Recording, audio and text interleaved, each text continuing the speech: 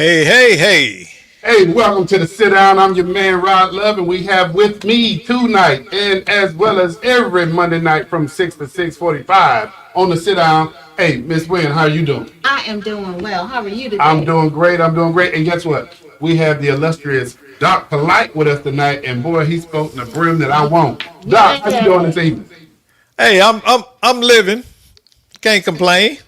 Mm. How was y'all weekend? Oh, my weekend was pretty good. No complaints. I'm still here. I'm alive and blessed and highly favored. Hey, Doc, what you don't hear is she dealing with some grandma issues with them grandbabies, so she a little frustrated, but she'll be all right. She'll be just Grandma fine. issues? What kind of issues you got, grandma? No, I ain't gonna let her. I ain't gonna let her kick herself in the behind. I'm not gonna let her do that. Hey, Doc, she just has some of those grandma issues dealing with them grandbabies. But you know what? She gonna be all right. Yes. And that falls under one of our topics this evening. Oh yeah. Hey, but you know what? Just to give everybody a recap, hey, welcome to the Sit Down. The Sit Down is a show that takes place every Monday from 6 to 6:45. What we do is we engage community-based organizations. We have you come in the studio to tell your constituents what you can do for them, how you can support them, but beyond and above anything else, it's all about self-help Yes, because yes, we hey yes. we heard in Doc and Attorney Jackson and now Miss Williams, we'll be having you in the loop on the weekend Okay. when we're doing a little bit of this, a little bit of that, talking about what's happening in the world. Okay. That But sounds good. this show is dedicated to, people talk about you see a man and you feed a man, he eats for a day. Mm-hmm. You teach a man how to fish, he can feed himself for a lifetime. Yes. But I just heard one more. What's that? I heard the next one that basically says, okay, you can feed a man, you can teach a man how to fish, and he can feed himself for a lifetime, but then you teach that man how to buy the pond that he's getting the fish out of, and his whole family eat for generations. What do you think about that, Doc? I think we need to get to teaching people how to own ponds. I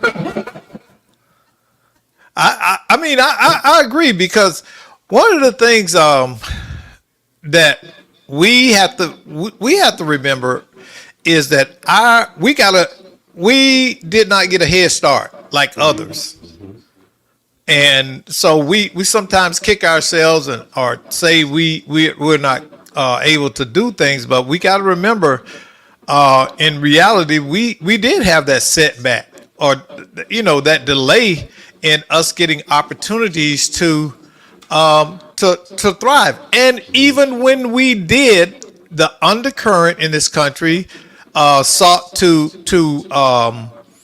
deny us and take away what we had built. There are we talk about Rosewood and we talk about Tulsa, but there are literally thousands and thousands of examples of the same thing happening to black settlement towns and cities after Reconstruction. So we have to understand that there's a city, a black city under the 408. You guys don't even know that, do you? Don't know it. It's called And Jonestown. Jonestown. But It was at the end called of the day, Jonestown. at the end of the day, we are pushing people to be self-reliant, be independent. Yes. What we're giving to you is self-help. Yes. And so, hey Doc, with that, since you talked about what do you call it, a black town or a black city? Yeah. Well, we hadn't had this conversation, but is there such a thing as a black job? No. No. No. Exactly. So And there's really before we go down the path, I just want to make sure. yeah, but really, I'm just talking about the heritage of our people. I'm not advocating for, and I know that's not what you're implying, but I want people to understand that I'm not advocating for the development of black cities that we bring segregation back. What I'm saying is the foundation that was there we that's not our launching pad. We don't have a launching pad, so to speak. And I support you, Doc, because what you said is, real important because you mentioned the word heritage. Right. Heritage and culture Yes. are important. Yes. But Right. you know what? With that being said, we started probably a couple of weeks ago when the question came up from somebody that was watching the show, and they brought up, what do you tell a young man or a young woman that's coming up? They're living in impoverished situations, and they're saying, how do I get out of the circumstances that I'm in? Navigate this world. Navigate this, yeah. And so what we decided to do is, and I give Doc Polite this credit, he did some research. Okay. There's this thing called evidence-based, and then some people call it best practices, whatever you want to call it. These are things that have been proven that if they're done with certain fidelity, that they'll work. Yes. What we're gonna do is we're gonna tag team right here. And Doc, what do we call it? Because it's not the building of a. You remember that movie Frankenstein? Hey, so What we're doing is developing what's called an avatar or a persona. And what that means is we are taking the ideal young man or young woman who would need to have mentoring to change their life for the better long term. So we're taking them from one environment to succeeding in a different set or a different arena than the one that they come from, and making sure that they have all of the skills and knowledge to continue to build from there. Because oftentimes, this is in part like a virtual mentor. Yeah, it's really a virtual person. We're building the ideal. Yeah, what would this student? Yeah, and we invite faith organizations, we invite fraternities, sororities, or just individuals to contribute to this conversation and to contribute to the building. So, Doc, over the last couple of weeks, we talked about educational inequality. We've also talked about violence and crime. We talked about poverty, and we talked about some of the things, characteristics of it. We talked about what you can do to build yourself, some fortitude. And today, Doc, we got two other topics that we're gonna have the open discussion about, and that's health disparities and family instability. So, hey, Ms. Wynn, Doc, y'all can jump off whichever one y'all want to jump into this. Okay, let's talk about health disparities, because oftentimes people don't think that health is a key component of living. Especially when it comes to young people. We think all young people are healthy and should not be saddled with heart disease, diabetes, or mental health challenges. And that's not the case anymore. We have many African Americans, young African Americans, who are subject to numerous allergies, obesity, asthma. But Doc, just don't skirt past them. Slow them down, man, when you talk about it, because we talk about mental health all the time. So oftentimes, let's start with the health. Let's talk about allergies. And people don't think about this. Your environment is key to you not developing allergies. And what I mean by that is that the more you're exposed to toxins, the weaker your immune system can become or be compromised, right? And that opens you up to asthma and other allergies. It really does. I'm allergic to Florida. I got over 25 allergies. Hey, Doc, but Ms. Wynn, when we talk about allergies, and Doc brought up something, and I think we need to kind of, if we can, break it down. But there's some environmental like Doc mentioned, toxins. That if you're living in a community and there's a dump in that community, Right. and So you're smelling, you're intaking what's coming from that Every dump. day. right, That's an environment. and that's key. We poor people tend to live in older homes that has lead, asbestos, Lead. okay, and other long term chemicals. They're more likely to be located near, like we're saying, environmental dumps or toxic water tables and all of that, because that land is cheaper. So cheaper, that land is allocated for who can afford less. So we may have a city dump next to an impoverished community, and this is nationwide. This isn't just particular. Doc, now you know if the general was here, Attorney Greg Jackson, now he'd be probably going in a because you use the Doc used the word allocated, and I know he didn't mean to use that word because on another show we often talk about there's some things that you can do to have a voice in what comes into your community. So I know that was just I understand what Doc was saying. But the reality is that allocated was the wrong word. I would got say, your back, brother. I would say located near, and this is not a racial thing. That's what I want to point out.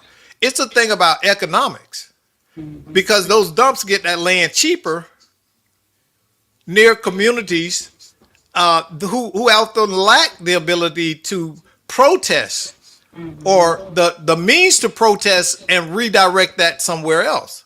That community can't afford to go to court and fight against an entity locating that in the community near them. Okay, but Doc, stay on that. The point that you were on about environmental and health disparities and toxins. So that environmental is one. Right.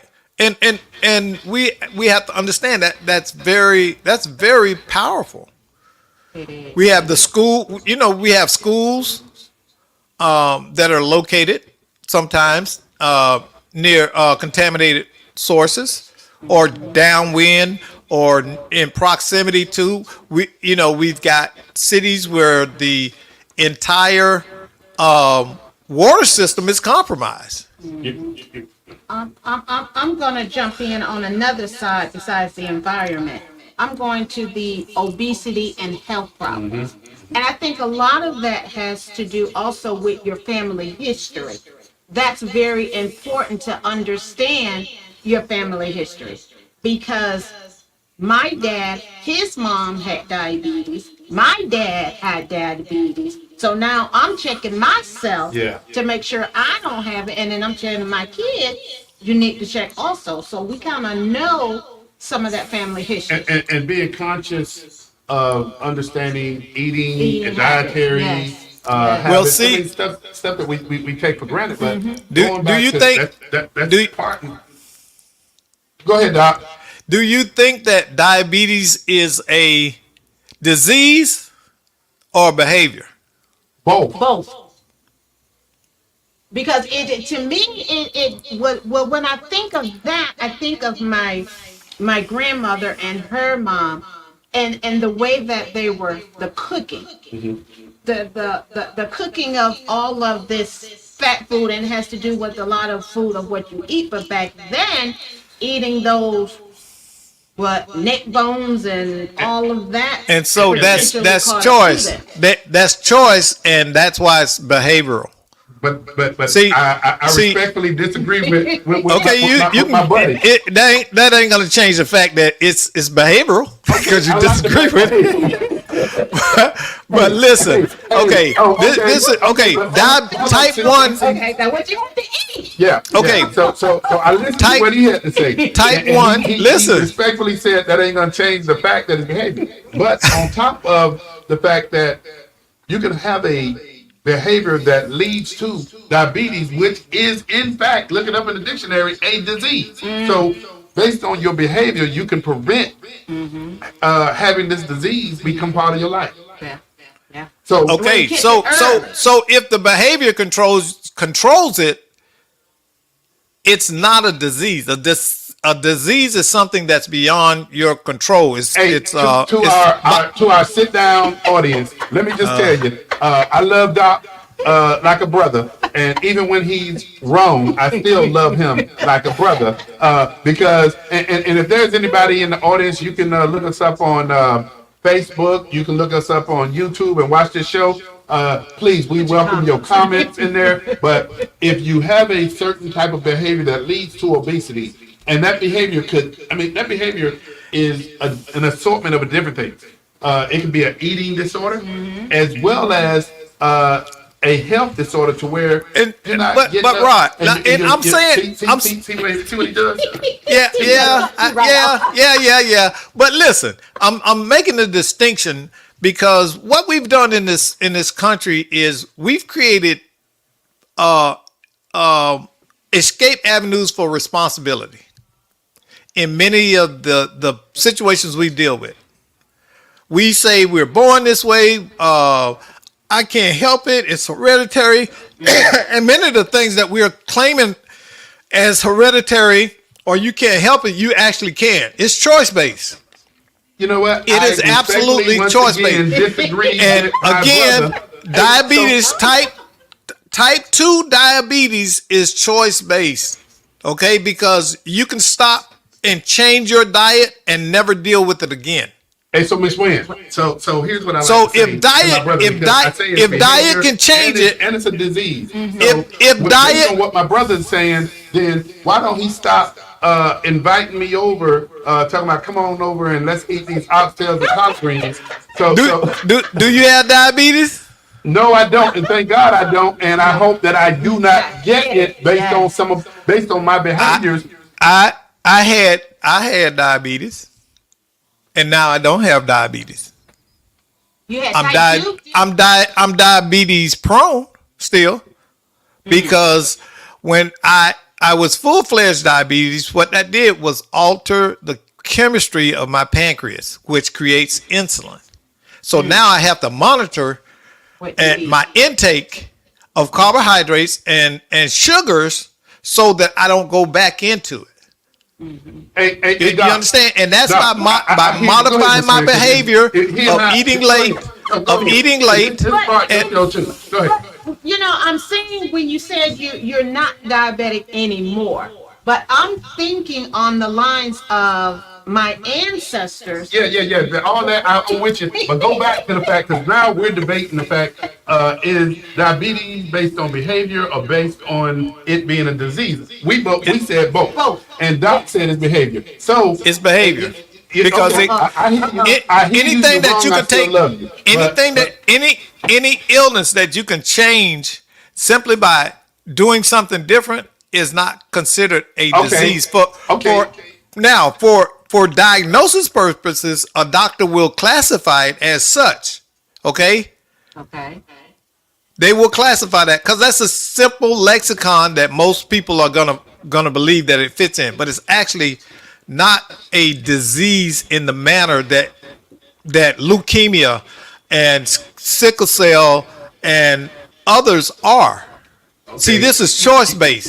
So you could choose to be a diabetic or not, unless you're a type 1. You're born with that, and that simply means your body will never create insulin.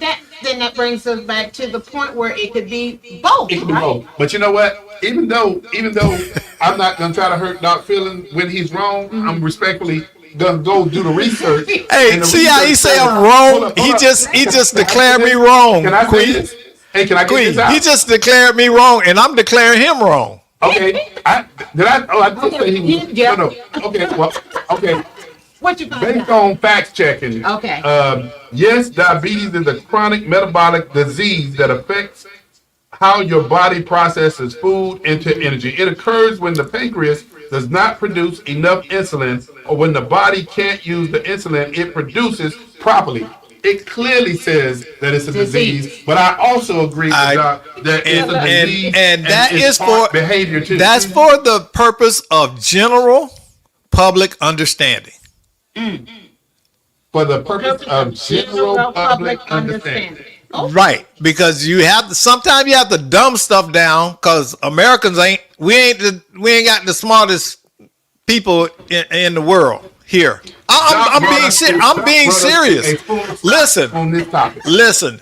I'm being very serious. You have to dumb a lot of stuff down. The average American only functions at the 8th grade level. You don't think I'm serious about saying that both behavior is a behavior and a disease? You don't think Hey, and then if you throw in some other things, that when you talk environmental, Doc, we talked about living near environmental hazards, toxins that Doc talked about that I'm gonna give him credit for. But then there's another what I would call self-imposed exposure to toxins, and that's when you have individuals that are taking in either secondhand smoke or they're smoking directly. That's a direct hazard to a health disparity. Another one that you can talk about that some of us participate in the libations of, and we're talking about. So why don't we call smoking a disease? That's what I was just. It's smoking. I just said that. It's not a disease. Okay. Well, what is it? But It's a habit. It's a choice. Okay. So what comes? You can't choose diseases, y'all. That's my point. All right. You know what? He got us with words, because smoking. You can't choose a disease. A disease. Smoking is a behavior, which that behavior can lead to someone a disease. else. No, it can lead to a direct disease when we talk about cancer, when we talk about secondhand smoke. And then you have some individuals that never smoked in their life and comes up with cancer. And get cancer, but they get cancer. Yes. But it's not smoking related cancer. It's just cancer. They get the disease. But they don't choose the disease. Playing with words. They don't choose to engage in the behavior that will cause that disease. They get it. There's no controllable factor. Is not a disease, but there's no controllable factor in getting lupus or sickle cell or leukemia or many cancers. So I'm telling you, it's avoidance. It's responsibility avoidance. But let's move on. We'll agree to disagree. We're gonna agree to disagree. Oh, Mondo muted you. So he come in with a brand new brim and jacket, and he is going so, all tonight. Yeah, I don't know what got into him, but I was agreeing. I know. No, but I was agreeing. Well, Rod, you having a moment of cognitive dissonance. And I don't know what you're talking about now. I'm not hesitating. It's okay. But let's move on. So we talk about healthcare. So when we talk about we talk about the healthcare. And then so Ms. Quee, what else you found out about healthcare? I was agreeing with him that smoking was not a disease, but then I looked up a number of different researches, and it says yes, smoking is considered a disease by many definitions, including the addictiveness of smoking as a disease. So it's a behavior-driven disease. Yes. It's a behavior causation disease.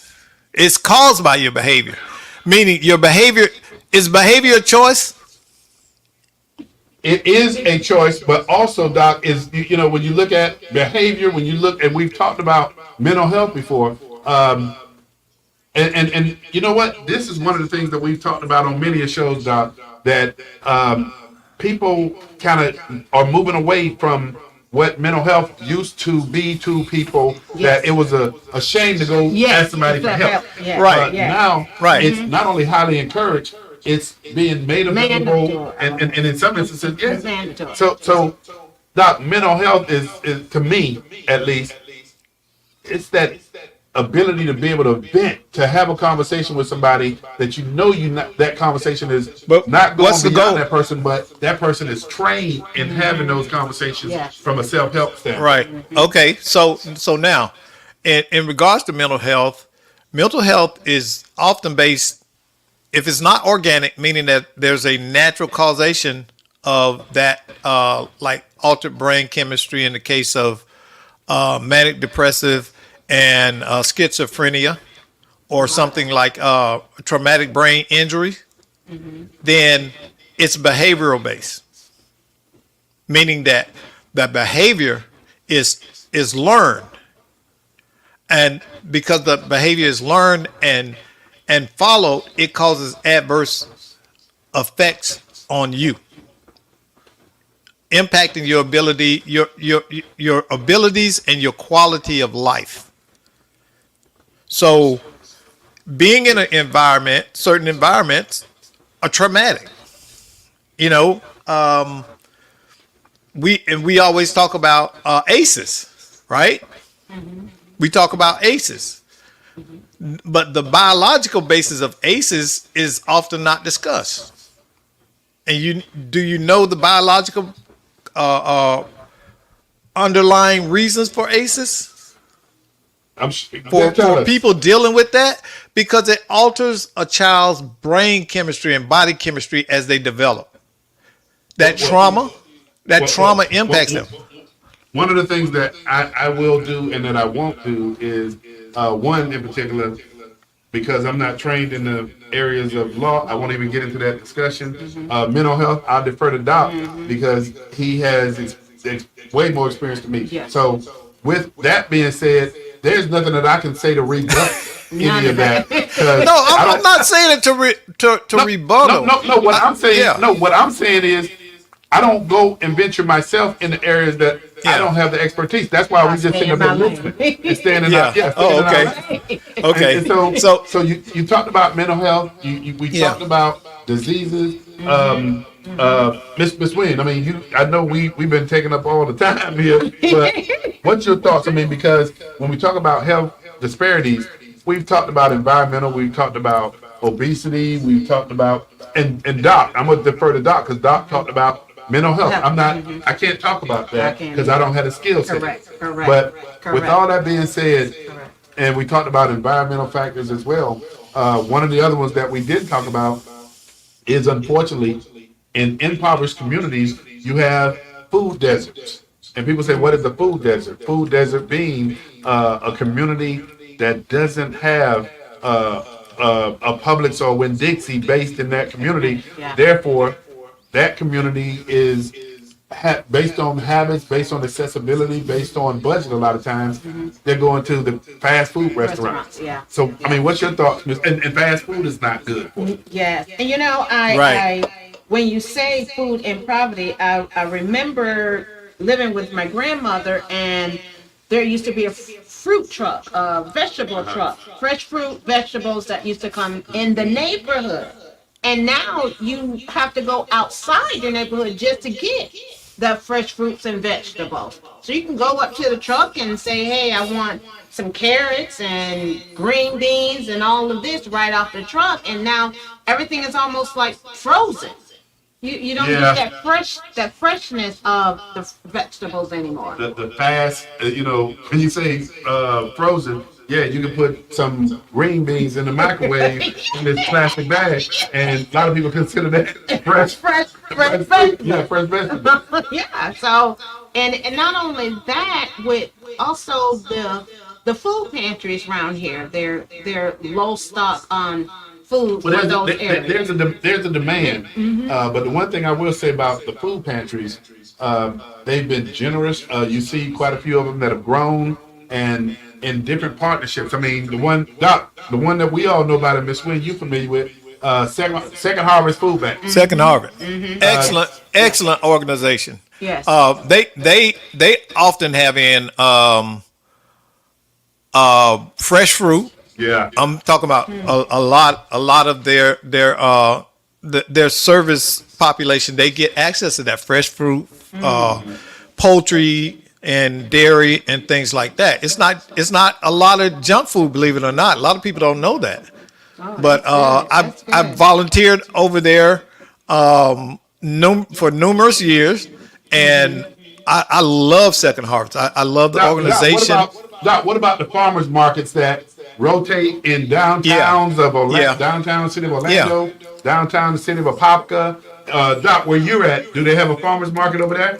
Oh yeah, we go on Saturdays and we get fresh apples and vegetables. My wife, she a yardie, so we'll go get the Jamaican yams and all of that kind of stuff. But And what about the areas that the older generation that does not have that And transportation? thank you for bringing it up, because that's what I was going to say to you and see, and Doc. that's that, and again, We got to stay focused on our topics, and yeah, because we're talking about farmers market and things of that nature, to the both yeah. of you, I would But ask, with that population that you talk about, and Doc, with those young people, how they do you they get? are, because many of the areas around them are what's considered food deserts, meaning that nutritional first rate food is not readily available for them to shop. And like Miss Wynn said, now they have to go. You have to go out your neighborhood and go get it. You got to go up the road, and a lot of the kids that need this nutrition, they don't drive. They're underage, so they can't avail themselves. Even if they had money, many of them can't avail themselves because they lack the ability to get there. You wouldn't send your 11-year-old 5 miles up the road to Walmart to get fresh vegetables. Then that's going to take you back to the topic with the health disparity, with the obesity, because you don't have that in the neighborhood and you're going to those fast food restaurants, then you're getting obese and developing So- that so- so diabetes. to And, that and not topic, only that, to you you and go Doc. to the little red store or the yellow store. I ain't gonna say no brand names, that are conveniently now on every corner in economically suppressed neighborhoods, and those things are really manufactured. Most of it contains high levels of sugar, sodium, and things that are adverse to the diet. Okay, but with that being the case, and I mean, we're having a real conversation about, we're talking about young people, and I mean, we're building the model, and I appreciate you talking about older, elderly individuals, because those are individuals that are more apt to say, yes, if I had it, I would cook it. Yes. But then, to you and Doc, we're talking about young people, and I will be the first to admit, when I was younger, if you gave me the option to go get some fresh vegetables versus me running to Burger King and McDonald's, You're gonna go to I'm Burger going, King. I'm going to Burger. So it's behaviors that we Yes. have to. But Absolutely. but also Absolutely. also think about this. This young person we're looking to mentor more than likely has a close relationship with that senior citizen who is often the head of the household. So if they're restricted in their access to healthy food, that's going to trickle down. That's Doc, going to impact that child. Doc, but I like that, but I'm just wondering, Doc, do you think this younger generation has that level of connectivity with their elders? Do you really believe that? I think some of them have no choice because that parent is often in a compromised lifestyle. I'll say, in many instances, that person is could be incarcerated, could be dealing with addiction or mental health, and that grandparent has to step in and step up and become the island or the source of the stablest environment that they can provide to that child. But that is why we're having this conversation right now in terms of building the characteristics, providing the information, the education from a mentoring standpoint to that young person. And all the factors that we've just talked about, yeah, they contribute to that. But before we get lost on time, because we're down to about 10 minutes left, I want us to, because this topic, man, we could actually do a whole show on this when we talk about family instability. And so when we talk about family instability, and one of the things that we see there's a major initiative regarding responsible fatherhood. Yes. I don't know where else to begin as we begin and we talk about family instability. Well, one of the things I'll kick it off with is the fact that you have situations where there's families, there's family units that are absent a man in that home. Yeah. I mean, you know, you can say all you want to say, but I truly believe when, and you know, in some situations, maybe the mother and father didn't work out, and they don't need to be in the same household, but you can still have family stability with both parents co-parenting and giving that child Right. what they need from a moral Yes. standpoint. And that love Right. standpoint. Yeah. Yes, sir. Be- So, be- so be- go ahead, because Doc. I really believe that the key to it is, I'm sorry about that. I'm trying to reduce my feedback, but I think the key thing is we've got to go into these communities and begin to re-educate folks and change the narrative as to what parenting is, and in some kind of way to create a accountability. Well, Doc, you know, and I'm breaking this thing down because I see what we're doing, and when we say change the narrative, I want to stick with that, you know, because we can talk about a whole bunch of things when it comes to family instability. So, Ms. Wynn, I'm gonna pass it back to Doc because I see he getting situated. But if we talked about changing the narrative, so what are we changing the narrative from to begin with? We're I think changing. What, Go ahead. I'm sorry. I think it's more or less like raising that child of yours. How do you raise that child being a single parent? Where are you getting your values from? You know, was it almost like a repeat pattern? so you already hit on one thing because we've seen a generation of kids having kids. Yes. So there's been a break in the linkage. So Doc, when we talk about family instability, and I want to stick with, you mentioned changing the narrative. Doc, what are we changing the narrative from? We're changing the narrative from what we embrace as culture. We have a negative mindset, and I sent you that excellent video of rapper D1 talking about that very thing, where many of these rappers are selling a dream of street life that they themselves don't live Doc, that's or what have you never sent me, lived. right? Huh? You're Yeah. talking about what? Yeah. And that's what we got to combat, because right now our kids are look at what's fed to them to glorify or emulate. Yeah. Yeah. And when you have women getting on social media talking about they're a bad bee and calling each other bees, that becomes very common.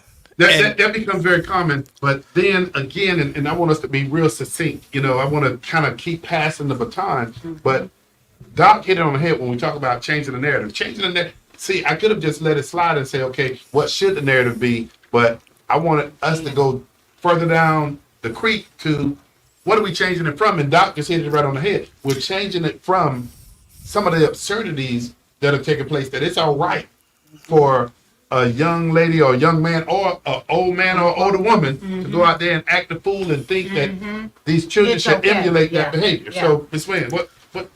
Whoa, that's a good one, changing that narrative, because I want to say it's your environment, what you see.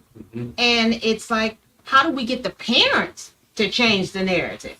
And doing that, they'll say, oh, you know, I've seen it. My mom did it. She turned out okay. Or my dad did it. He turned out okay. But he didn't turn out okay if he's incarcerated. And it's all, I believe in second chances, but you know, there could have been some things that could have prevented that. Yes.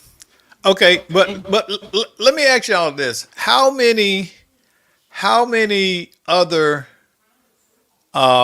cultures allow or place the primary mentors of their children to be felons? Say that Or- again. What? What other cultures allow the mentors that have access to their children to be felons? I know exactly. I know exactly what I'm going. I know exactly. Okay, and so we have to think about that. We this is in essence, in a nutshell, what we tell our kids: you can mess up, and then makeup. Because we got people that go in and say, well, you know, I did 10 years. Don't be like me. Okay, we're putting those as an example. We're making that the holy grail. But and Doc, I hear where you're going, and I repeat again, I do believe in second chances. I do believe that there are people out there that can use their life experience to help turn somebody around. But I do also believe, think about all of those people out there, and you know, usually, and I know I have certain conversations. Some folks say I rely on the faith community too much. I do, but I will say too, you got folk out there who've never been in those incidents, Doc, that we're talking about, and why should they be discounted? I'm not saying they should be No, discounted. I'm not saying that's what you're saying. Yeah. I'm agreeing. They should not, but we should be teaching the ethical process of succeeding. We should not be making it seem as if you got to mess up to move up. And I'm not against people who've been incarcerated or gotten into legal trouble being mentors, but it needs to be in the right perspective. And far too many of what we have as role models have. I know this. I've looked at this phenomenon a long time. Okay, this ain't new to me. And what I found out is often those people who are trying to mentor people, they really need male mentoring themselves because they have some serious deficit. And what we're doing is we're telling those kids and showing these kids this is what to aspire to. Okay, would think about this. The life lessons that they often get from a Rod Love will be totally different from someone who is struggling with the weight of the choices of what they made in their life. And Doc, and coming back full circle, and Miss Wynn, let me go ahead. I'm gonna defer to you first. Go ahead. I hear what you're saying, but then that individual that has a record and they're mentoring a kid and they see that kid going in that direction that he went in, you have more, I think, obligation or mentoring to stop that young kid from going in that same direction. And to that end, and here's something that Doc was saying. I don't subscribe to glorifying, Doc, just kind of, and I know these may not be your words, but I think you got individuals out there who set the example that they've been walking that straight and narrow. They need to be recognized for the effectiveness that they're doing. And yeah, there's some folk that are that have made mistakes and they're stepping up. But Doc, this brings me full circle to Charles Barkley. You remember when he was in the NBA? Yeah. And remember that commercial, that Nike commercial? He said, "I'm not a role model." Yes. Oh, yeah. And then he said, Yeah. what else did he say, Doc? He said forgot. parents. He Yeah, said parents, teachers. Parents need to be the role role model. models The for their role own model. kids. Stop looking. Yeah. Yeah. Yeah, but And- then that's when you have a lot of kids don't have their parents around. So if your parents not around, where's your role model in your household? Right there, we need to pump the brakes. Then we need to find out why the parents ain't around. Those aren't nobody. Listen, nobody's responsible for your children being raised but you. I'm you. sorry. You're right. That's You're that's right. the reality You're of it. right. Okay. You're right. I don't find other people's kids cute, dizzy, and all of that. I'm not going to take care of them. Okay. I don't care about. Listen, Dr. Polite don't care about your kid. Hey, Not in the you way know- that you do. Yeah. And Right. I'm not going to tell anybody Right. that. Hey, I to can the- give them some advice, but I'm not going to take on the weight of parenting them. Them. That's to your the sit-down- responsibility. to the If you sit-down can't do audience- it, don't have kids. To the sit-down audience, hey, this kind of conversation that you're hearing now is what you're going to hear every Monday from 6 o'clock to 6:45. I have less than 30 seconds left. What I want to say to you is tune in next week, same time, same channel. This is the conversation, unless we have a special guest that we need your help Yes. to help us go through this list of what can actually strengthen young people in their communities. Hey, tune in next week on the Sit Down with Rod Love, Miss Wynn, and Dr. Light, and you're going to be hearing more of this conversation. Hey, we look forward to having you back. Look forward to seeing you next week. Have a good evening.